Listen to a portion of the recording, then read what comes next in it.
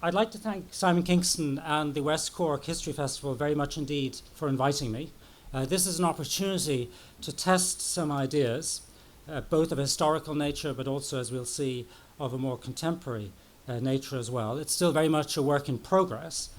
A disclaimer, I am from Ireland, but I'm not an historian of Ireland, and so you may feel I've missed certain important aspects, which we can cover then in the question session. I'm an historian of European geopolitics, but then I hope by the time I've finished that you will agree that in order to understand the Irish past, and dare I say it, the Irish present, you also have to be an historian of European geopolitics. And I'm going to speak for, as requested, 45 minutes or so, certainly not longer. So my theme, as Simon says, is from backdoor to backstop. I'm going to structure my remarks in four parts. First of all, a rather long overview of the geopolitics of the Anglo-Irish relationship within Europe from the late 15th century up to the present day. Then a much briefer excursion into the geopolitics of mainland Europe, which I think is important to have a yardstick against which to measure what's happening within these islands. And then a somewhat longer closing set of reflections on what all this means for Brexit and the backstop, with some ideas at the end for the outlook for the future. So to begin with the geopolitics of the Anglo-Irish relationship. The first thing to understand here is that, I would say, is that Europe has always been the main focus of English and later, of course, British geopolitics. This was offensively the case in the Middle Ages. If you look particularly at this map of England in the Middle Ages, the fulcrum really of the English Empire is the Channel. There are large holdings in France. So you could say offensively, Europe was the main focus then of English expansion. But much more importantly, it's the main focus defensively. In order to defend the south coast of England, the way in which travel communication works, you have to control the sea, and that in practice means you also have to control the ports on the other side of the English Channel, hence the importance of controlling Boulogne, Calais, and so on. So what you have over the first few hundred years from the late Middle Ages onwards is a steadily expanding set of circles of England and later Britain's engagement within Europe. So it's a focus which begins with the narrow sea, separating England from the continent. Then it expands in the 16th century to a focus on the Low Countries, present-day Belgium and Holland, because if an enemy has got control of the ports in the Low Countries, particularly, let's say, Spain, it can mount an attack on the south of England. Then progressively, this circle becomes wider and extends, and by the 17th century, it's a map which includes also the Holy Roman Empire, Germany. Why? Because when the Spaniards attack the Dutch rebels in the Low Countries, they tend not to come from the south, which is where you might think they would come from, but from the less well-defended east. So in other words, in order to protect the Dutch, you also have to have a position within Germany, within the Holy Roman Empire. And by the late 17th century, by the 18th century, the entire European balance comes to matter to England and later to Britain, to the United Kingdom. It becomes the orthodoxy that preventing a single European power from dominating the European continent is vital to the defence of England itself, because that's the only way of stopping them getting to the Channel ports, attacking the south coast of England. So English armies on the continent are, by the early 18th century, a regular feature of European geopolitics. This is true from 1585 with the dispatch of Elizabeth's large exhibition to the Low Countries to help the rebels there against the Spaniards. It's true, of course, of Cromwell, who famously wins the Battle of the Dunes against the Spaniards in the late 1650s. It's true, of course, in the late 17th century, the various wars against Louis XIV. So England's presence within Europe is a well-established fact by this stage. So that's the geostrategic argument. This geostrategic engagement with Europe is then complicated and overlain and accentuated by a strong ideological element. That is, from the 16th century onwards, with the onset of the Reformation, which of course divides England initially, and these islands for a much longer period, still does in many ways. And the reason why this is strategically important is that a strategic orthodoxy develops in England, which basically says that the defence of Protestantism in England requires its defence in mainland Europe. In other words, you've got to defend the Dutch, because if you don't defend the Dutch, then for all the reasons I've given, the enemy will be in the Low Countries, and the next thing they'll be in England.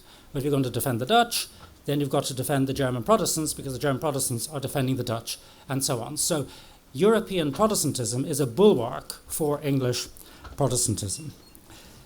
This then acquires another ideological dimension with the contrast, the confrontation between what is perceived on the English side as the clash between parliamentary liberties on the one hand and the more absolutist style of government in Spain and France. And this connection between English parliamentary liberties and what was known as the liberties of Europe, in other words, the balance of power. So the words liberties of Europe mean the European balance of power, no single power becoming dominant. This connection is considered axiomatic. So you have to be engaged in Europe in order to defend your own religious and political liberty. And all this is the theme of my book, Britain's Europe, which was up on the first slide and which Simon mentioned. Now that's the deep background, because what I'm now going to argue is that England's European role had major implications for the other nations in these islands. And here, the issue wasn't so much the Welsh, because the Welsh had been conquered at a relatively early stage and had been integrated into the larger English project. But Ireland and Scotland were a problem. Ireland in the Middle Ages at times actually made quite a considerable contribution to English coffers for English overseas wars, for example, in France. So there was great potential in Ireland and Scotland, but there were also restraints. First of all, in the case of Ireland particularly, there were pockets of resistance, sometimes much more than that, of course. And of course, in Ireland and Scotland, you had separate parliaments. You had regal or royal unions, unions of crowns, but you did not have parliamentary unions. So that was one problem. That was the problem. I'm speaking of problem, of course, from the vantage point of English grand strategy. That was the problem of the entire resources of the nations of these islands not being marshalled for a project within Europe. But that wasn't the only problem. In fact, it wasn't the main problem. The main problem, strategically, was that from the English point of view, Ireland served as a backdoor to England, hence the first part of the title of my talk. Why that should be so is obvious if you look at the map. It doesn't need any further elucidation. And it could serve as a backdoor, for example, for pretenders to the English throne. So in 1460, for instance, Richard of York uses Ireland as a base from which to mount an invasion of England. In 1487, another claimant to the English throne was crowned in Dublin and backed by the Irish Parliament. In 1491, Perkin Warbeck began his failed campaign to seize the English throne in Ireland. So Ireland was the backdoor in that sense for pretenders to the English throne. Of course, in the late 17th century, James II and English Jacobites attempt to use Ireland as a base to regain the English throne. So that's one backdoor. But the other backdoor, which is part of this, is that Ireland is seen as a backdoor for foreign powers in order to get at England. Many of you will know this phrase, which comes from the Spanish officer, Captain Diego Ortiz de Urizar. He visited Ireland in 1574, and he quips, quote, "He who would England win, with Ireland must begin," for obvious geopolitical reasons. And that is why English strategists were so allergic to the threat of Ireland being used as such a backdoor. So a classic example of this is with the landing in Smeric in 1580. Papal-backed force of Italians and Spaniards surrenders and is then massacred. In 1596, a Spanish expedition is frustrated by adverse winds, and in 1601, as I'm sure you all know, there was a Spanish expedition which landed in Munster. And it's a similar pattern throughout the 17th and 18th centuries. You have papal support for the Confederacy in Ireland in the 1640s. You have Louis XIV's expedition in the 1690s. You have various intrigues of the French throughout the 18th century. The abortive expedition of General Oche in 1796. And of course, in 1798, famously, General Humbert makes landfall at Killala.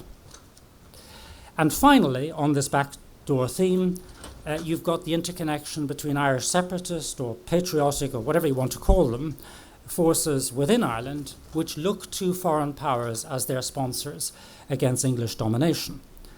Classic examples here, of course, you're all familiar with this. In the 16th century, the great O'Neill in his alliance with Spain, the Confederacy and Rinuccini, the papacy in the 1640s. In the 1690s, local Catholics, of course, support James II. And in 1798, I mentioned Humbert landing. Of course, he was linking up with the 1798 rebellion. So this is a very well-worn theme in Irish history.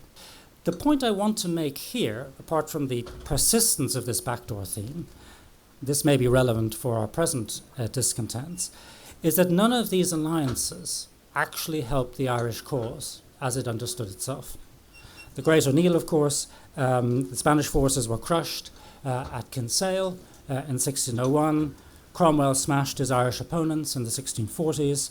William of Orange defeated the Irish Jacobites and the French allies at Boyne and Aughrim. And in 1798, equally, things did not end well. So how does London react to this backdoor problem? Well, in two ways: coercion, which we've heard a bit about already, and integration, which I'm going to say a little bit more about. The policy of coercion involved uniting the English and the Irish crowns. The purpose of this was to ensure that there would be no separate Irish polity, at least not in the Pale around Dublin or in the southeastern ports from which an invasion of England might be launched. That's the key bit. If you can launch an invasion of England, that is a strategic point. So Poyning's law, for example, which asserted the supremacy of the Westminster over the Dublin Parliament, was designed primarily, in my view, to ensure that no pretender would have the legitimate backing of the Irish Parliament.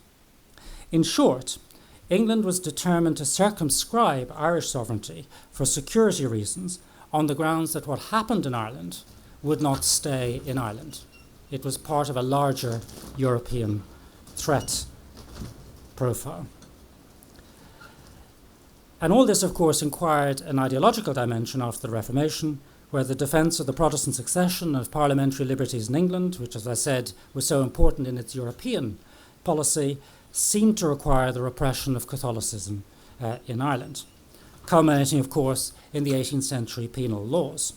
So this led to a constant policy of military repression, standing garrisons, and particularly in Ulster, plantation, which is to say, settler colonialism.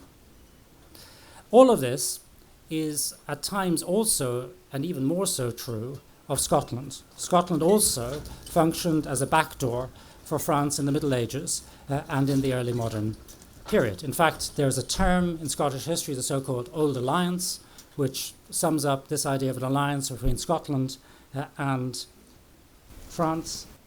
As you can see, if you've got the Scots and the French, you basically encircle England. This is a strong theme within English grand strategy, which is fear of that kind of Scottish-French combination, which is accentuated by the fact that, unlike Ireland, Scotland is in fact for this period a separate kingdom, although the two crowns are linked from 1603, but even after 1603 you still have a Scottish Parliament, so you don't have a full mobilisation of Scotland for the English project within Europe. So that's repression and co-option. But England was constantly thinking of better ways, in their view, of managing the relationship within these islands for their broader European purpose, which is the main reason why they were here. In other words, of shutting the back doors in Scotland and England, and of mobilising the resources of the three kingdoms and the four nations. Well, really the three nations, because Wales had already been incorporated. So this involved, in the case of Acts of Union with Wales and under Henry VIII, This had shown the way by incorporating the Principality and giving it parliamentary representation in London. In 1560, Elizabeth's Chief Minister, William Cecil, wrote of the need, and I quote, to increase England through, quote, united strength by joining the two kingdoms, which he meant England and Scotland, having also Ireland knit thereto. That was his idea, that you could actually create a larger bloc which would be a more effective actor on the European stage. He was thinking primarily of Spain on that occasion. But in fact, it took two major European wars to create the United Kingdom. In 1707, it helped to create, it was actually the main driver for the creation of the active union with Scotland. Why?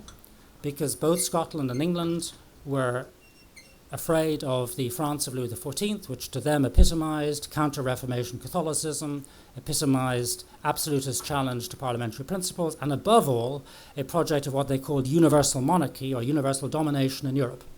So the English and the Scots unite in the active union in 1707 in order to have a more effective, I mean, there are other reasons, but the principal reason, certainly on the English side, is to have a more coherent bloc to face off in Europe.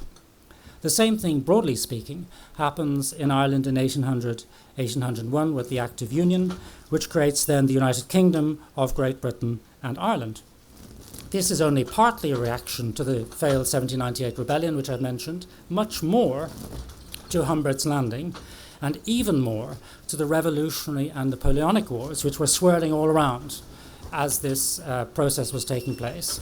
The idea was, again, shut the back door to England, keep the French out of Ireland, mobilize Ireland as effectively for the greater project within Europe, just as they'd done with Scotland after 1707.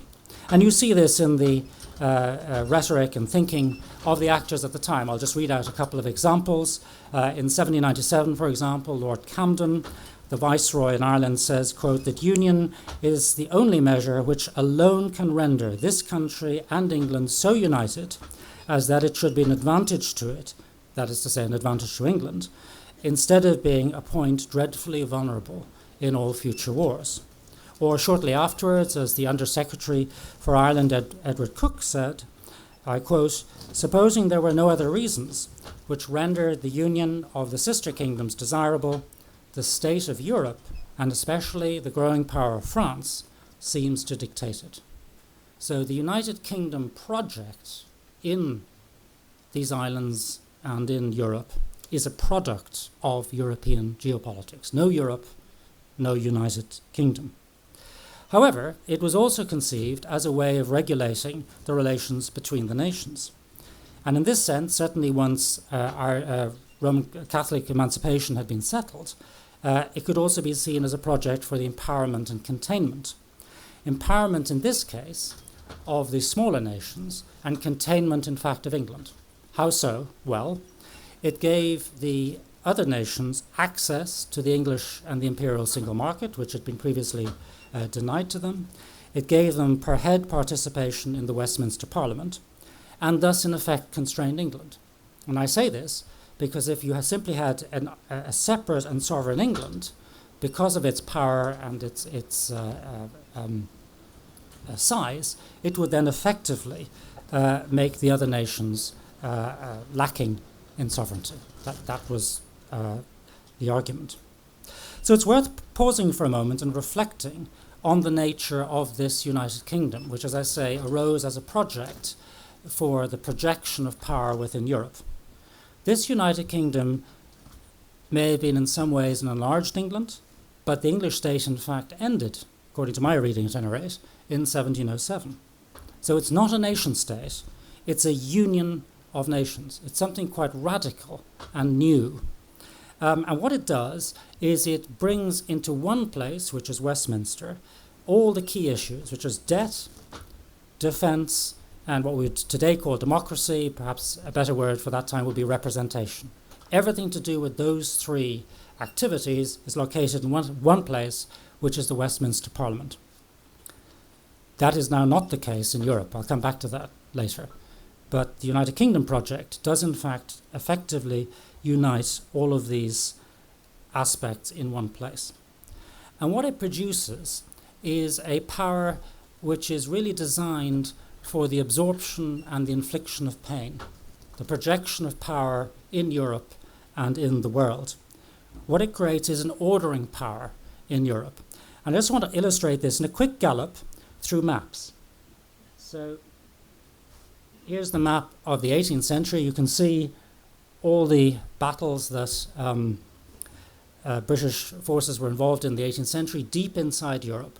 All of this in defense of the settlement of the Treaty of Utrecht of 1713, which brings to an end the War of the Spanish Succession against Louis XIV and essentially contains France. So the 18th century map is fundamentally shaped by this British power and then defended in the course of the 18th century by British arms and British diplomacy. And it's very much the subject of one of the books that Simon mentioned, Three Victories and a Defeat. We go on 100 years or so. We have the Treaty of Vienna in 1815, which brings to an end the Revolutionary and Napoleonic Wars. Once again, Britain was vitally involved in the suppression of the French hegemonic project in Europe. You see here a map which actually shows the British had a zone of occupation for 3 or 4 years after 1815 in northern France. So it's actually part of an ordering project within France. Then move on another 100 years. And of course, Britain, as you all know, was fundamentally involved in 1914, 1918 in seeing off the challenge to the European order from the German Reich. And again, Britain has an area of occupation in Germany as part of the ordering project within Europe, within the world, created by the system of the Treaty of Versailles. Now, all of those maps are, in my view, also Irish maps. So, in a formal sense, certainly from 1801, in some ways long before, the Irish are part of this ordering project in Europe. So in all of these battles, Irish men, as you well know, intimately involved, Irish diplomats closely involved in this map. So this map, these various maps, were substantially also co-owned by the other nations in this United Kingdom. And the back door basically had been shut. There is a persistence of this fear into the 20th century. The father of British geopolitics, Sir Halford Mackinder, wrote in 1902 in his book Britain and the British Seas, I quote, "The one weak point is that the southward defence lies in the relative accessibility of Ireland. That, as we know, was the danger in which this country had to suffer when we were at war with France." And indeed, in the First World War, this is, I'm not telling you anything new here, of course, Ireland, the backdoor problem arose again, in particular with the supply of German arms, well, initially, of course, the UVF, but then to the Irish extremer wing of the Irish nationalists. And in his proclamation, Patrick Pearse refers to his gallant allies in Europe, which, of course, is the German Reich, which is, at that point, occupying a substantial part of mainland Europe. So the backdoor problem does persist. Strikingly, when we come to the War of Independence, I would say the geopolitical context is a much more benign one. The War of Independence is not a case of England's difficulty being Ireland's opportunity. When it began in 1919, Britain not merely had its empire bloated by all the mandates and other gains after the First World War, but it was also, as I've shown you, militarily present in Germany, it was intervening in Russia, and so on. England was not, or the United Kingdom, was not threatened within Europe when the War of Independence began. And ever since the US entry into the war in 1917, Irish nationalists on the whole had taken a step back from their gallant allies in Europe. It's a very wise move, because it would have been treason, of course, to have been associated with them in the eyes of the Americans. So they, in fact, had no gallant allies in 1919 to 1921. They had simply allies in public opinion, mainly in the United States. So my point here is that Irish independence happens at a time when it was safe for Britain in Europe. Irish independence was not a direct threat to British grand strategy. The backdoor anxiety did resurface during the treaty negotiations in 1921. So Lloyd George, first of all, warned De Valera that he should recognize this problem of geographical contiguity. And when he's defending the treaty in the House of Parliament in December 1921, he quotes security of our own shores as Britain's gain within the treaty. And that was reflected, of course, in the retention of the 3 treaty ports, which could then be used in times of war to support the British grand strategy at Lough Swilly, Bearhaven, and Spike Island, ports which, of course, were given up in April 1938. Now, independence and partition sundered the unity of these islands. It divided the island of Ireland, obviously, but it also divided the British Isles. The 4 nations no longer had a common destiny in Europe and the world. Their geopolitical unity had been destroyed. And also, by the way, the geo-economic unity of Ireland. In 1923, the first customs posts to go up were those of the Free State. After independence, the United Kingdom, although weakened somewhat, remained an ordering power in Europe. If we move on another map, we see the post-1945 map. This, of course, reflects the Second World War between 1939 and 1945, in which Britain was really centrally involved. And again, Britain is an ordering power in Europe. It actually has a large chunk of Germany to administer and to occupy. So Britain fought the Second World War without Ireland. This was a problem in the sense that the Irish bases were no longer available, and that had various strategic consequences. But as far as the backdoor was concerned, you could make a very persuasive case that De Valera closed the back door. He suppressed the IRA, and he kept Hitler out, or helped to keep Hitler out. In fact, he was in many ways as helpful as possible to the British military cause, possible within the context of Irish nationalist opinion. So what De Valera did was he continued this uncoupling of British-Irish relations and mainstream nationalism from European geopolitics. He made no attempt to leverage the Nazi threat for Irish nationalist aims, and indeed during the Cold War, no attempt was to leverage the threat from the Soviet Union either. So in other words, the link between Irish nationalism and European continental hegemons, that link was no more. Now, the UK remained an ordering power in Europe even after 1945. It was part of the Anglo-American consortium, which owned, I would say, the freehold of the territory on which the entire post-war European order was built. It was a central member of NATO, the North Atlantic Treaty Organization, established from 1949, in other words, which guaranteed European security in the face of the Soviet threat. It may have stayed aloof from the EEC when it was established in 1957-58, but then it joined the EEC in 1973 and did a large part of its ordering in Europe through the structures of the European Union. And in fact, Britain has remained central to pretty much all the European debates, even to the present day. Widening of the European Union, very much a British policy. Single market, very much a British policy in conception and execution. So why am I telling you all this? Well, I'm telling all this to make not only the point about Ireland and the back door being critical in terms of British grand strategy, but also to give you a sense of what, in my view, is what Britain takes away from this. It's really the origins of what you might call, to coin a phrase, Cakeism in British history. So Britain, according to my account, is an ordering power in Europe. It is not one of the ordered. This ordering function, as we've seen, was bitterly disputed by Spain, by France, by Germany, by Russia. Historically, Britain had its own cake, and it ate the cake of others. If you want to be very brutal about it, it killed people and took their cake, and it killed people that tried to take their cake. All for everybody's immense benefit, I would say. You might not agree, but the point is, this is how it was in terms of the balance. So having your cake and eating it, this is what I'm trying to get across, is the nub of Britain's position in Europe. This is the cake she's paid for in terms of blood and treasure, and others, insofar as they're involved in the United Kingdom project, paid along with it. Now, by contrast, Ireland's role in European geopolitics after independence was a different one.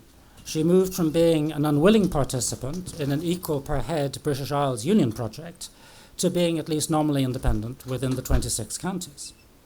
She also ceased being a participant in the United Kingdom ordering project in Europe.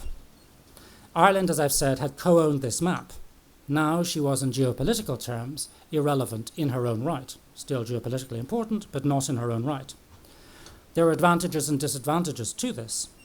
She could stay out of wars, so long as these wars were far away. Neutrality obviously was no great help to Norway, to Denmark, to the Low Countries. Ireland benefited here from the grade A geopolitical location, which is being located between the United Kingdom and the United States. Some countries like Poland have got a different location between Russia and Germany. Their experiences does not reflect any intrinsic merit on behalf of the different peoples, but simply the different geopolitical location. But there was an advantage in the sense that there was a greater control over one's own national destiny.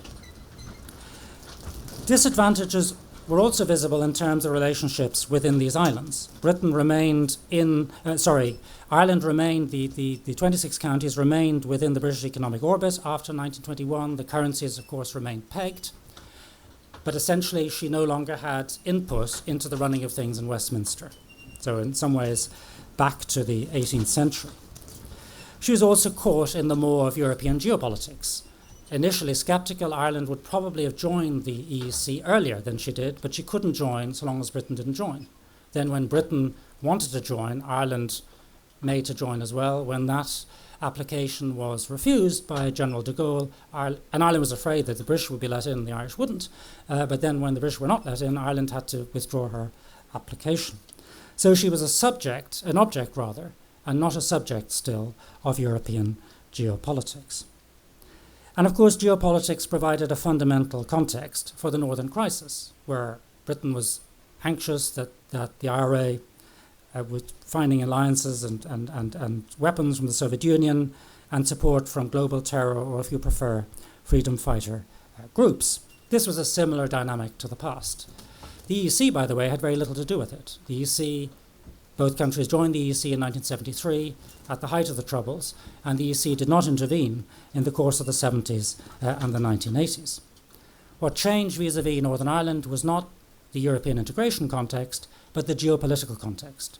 The end of the Cold War, which then made it possible for Secretary of State Peter Brooke to say the United Kingdom no longer has any selfish strategic interest in Northern Ireland. So the peace process, as it were, became safe for Britain in Europe and produced, as we all know, the Good Friday power sharing arrangement of 1998, an intergovernmental treaty and a power sharing arrangement within Northern Ireland, whose main stakeholders were the Northern Ireland parties, the British and Irish governments, and the US government. The European Union, to repeat, had very little to do with it at that time, although in the rolling out of the peace process after 1998, she was helpful. Let me just contrast all of this very briefly with the situation in continental Europe, where the driver is really the German problem and the European question. So containing Germany is the main reason for the European project. The European project develops certain union aspects, single market, the euro, the Schengen area, and the common foreign and security policy, but it did not develop at the same time the federal instruments that would have made that ultimately effective. So no common fiscal government, no common border guard, no common army, no common state. So while the United Kingdom, I've shortened all of this because it's all in my book, Europe, the Struggle for Supremacy, while the United Kingdom was a union of nations, the European Union is, despite its name, essentially a confederation of nation states. So while the European Union was constructed to contain Germany, from the British point of view, it's important that it was not constructed to contain the United Kingdom. Nor was it constructed to protect the United Kingdom, because, of course, the United Kingdom had defeated Germany. And I think, again, that provides a different relationship to the structures of the European Union. For most continentals, and perhaps for the Irish as well, the European Union is the vehicle through which they access the overall, that is their voice within the European balance. But as I hope I've just shown you, from the British point of view, that is a voice they've always had. And indeed, they were part of establishing the framework which enabled the construction of the European Union. Now, by the beginning of the 21st century, it seemed as if history had ended, that the problem in Northern Ireland had been sorted, Europe was unifying, all these problems were going away. And then, of course, you have Brexit. I won't try to explain why Brexit happened, but let me just conclude with a few thoughts of how it sits within the broader story I've given. As you all know, the critical issue is the Irish border. The issue there is not so much whether the United Kingdom will erect an intrusive customs arrangement, but whether the Irish Republic will be required by the European Union to defend the single market and itself erect these boundaries. So Ireland was always going to be caught in the middle of what is essentially a clash between the European Union and the UK ordering systems. Where things have taken a dramatic turn is because after a more conciliatory approach under Taoiseach Enda Kenny, Leo Varadkar, as is well known, adopted a more high-risk strategy, which was to get the European Union to insist as a condition of even beginning the process of talks that you had to have a sequencing, and part of that sequencing was the guarantee for the border, effectively moving, in the event of there not being a trade arrangement which made all these problems go away, effectively moving the customs border from between the 26 counties and 6 counties to between Northern Ireland and the rest of the United Kingdom. And failing to do that, there would be no deal. Now, in the meta-historical perspective, what this is the articulation by the European Union at the request of Dublin of an ordering claim over the United Kingdom. That is what it is. It is requiring the United Kingdom to do something on the strength of the superior power of the European Union, because always in the background was that if there is no deal, then the United Kingdom will be punished economically. The European Union went down this road partly because it solved the border problem for them, but partly also because it enabled them to box the United Kingdom into an arrangement that essentially created a situation where you had Brexit in name only. That indeed is what the deal seemed to epitomise. It created a system where you had a Northern Ireland backstop, which ran in parallel with an all-UK backstop designed to reassure the Unionists, which, had it been implemented, would have meant that the United Kingdom would be locked into a customs union in perpetuity, from which could only be released with the permission of Dublin and Brussels. In other words, a fundamental part of its economic ordering would be conducted by a foreign power over which it had no control, which is why it's been described in the Conservative press particularly as the anti-democratic backstop, and I've yet to find a better word for it. So the problem with this approach, I think, was twofold. I don't know how this will end, but I'm pretty certain of two things. One is that the backstop demand, although it was designed to defend the Good Friday Agreement, actually violates the Good Friday Agreement. I say this because if having a customs border north-south violates the Irish identity of Northern Ireland nationalists, and I can see the argument why that might be the case, then moving it to the Irish Sea, which then separates 6 counties from the rest of the United Kingdom, automatically violates the British identity of Northern Unionists. There may be no solution to this problem, but it cannot be said, in my view, that the backstop protects the Good Friday Agreement in that respect. It certainly violates the principle of consent, which is what lies at the heart of the agreement, not European law. It violates the principle of consent because it is something which is imposed essentially by the European Union at Dublin's behest over the voices of the parties to the agreement. Otherwise it would never have been got through.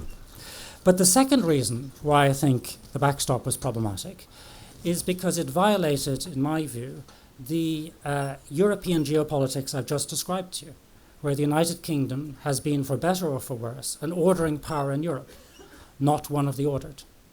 If the backstop had gone through, then all of that history would have ceased to have had any meaning. The European balance would indeed have changed. This may be the case. Maybe things have changed. I don't know. But it has not been demonstrated yet. And my great anxiety is, as we face into the autumn and as the date of 31st of October approaches, that the European Union and Dublin actually don't have the capability to move the British into the backstop if they don't want to be there. In my opinion, that the drift of all that history I've described suggests that when we come out at the other end of this tunnel, if there is an intrusive customs border, and I hope there won't be, it will in fact be north-south and not east-west.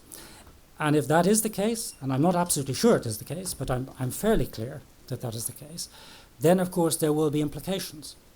Because I think that people like Donald Tusk, the President of the European Council, we will then see whether there is a special place in hell for those who have made the Irish people promises they cannot keep. And I leave you on that note. Thank you.